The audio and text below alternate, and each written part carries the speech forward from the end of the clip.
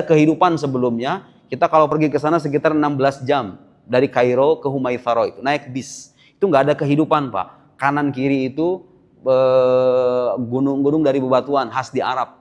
Nggak ada rumah, nggak ada pom bensin. Ya udah, tanah mati. Sepanjang jalan kita itu melewati tanah mati yang nggak ada kehidupan. Ada seorang waliullah namanya Imam Abul Hasan Asy-Syadzili.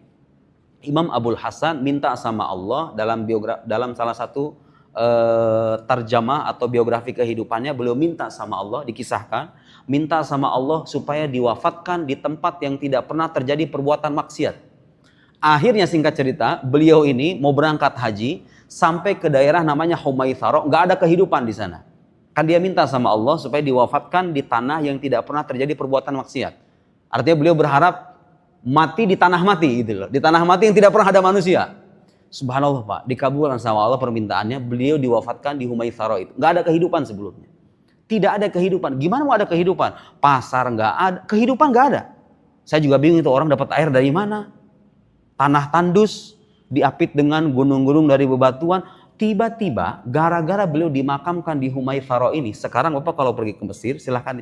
Humaitharo itu sekarang jadi daerah terpencil di pelosok yang tadinya nggak ada kehidupan itu, sekarang sudah ada sekolah, masjidnya sudah diperbesar, sudah ada kehidupan normal, orang-orang pedalaman gitu kira-kira, orang-orang Mesir pedalaman yang hidup di sana. Jadi wali itu dalam keadaan hidupnya dirindukan dan dibutuhkan banyak orang, ketika sudah wafat pun dia menghidupi banyak, dua tanda petik ya, menghidupi banyak orang. Gara-gara kehadiran beliau itu yang tadi tidak ada kehidupan, sekarang ada kehidupan. Bapak lihat makam-makam Wali Songo sudah wafat. Mereka sudah tiada jasadnya, terkubur di tempat-tempat Sunan Gunung Jati, Sunan Kalijaga itu nggak ada. Jadi Bapak lihat bagaimana peziarah-peziarah, bagaimana makam-makam itu secara tidak langsung membuka lapangan kerja bagi banyak orang.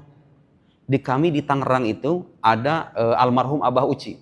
Abah Uci itu selama beliau hidup, saya dapat kesaksian dari orang-orang yang sering ke situ. Waktu beliau hidup, itu ada beberapa kios-kios yang tadinya kosong, nggak ada orang jualan gitu loh.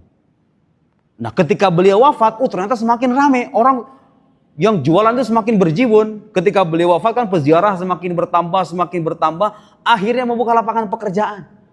Di dalam keadaan wafat pun wali itu bisa menghidupi banyak orang. Memberikan kemaslahatan dan kebaikan kepada banyak orang. Seolah tidak terhenti.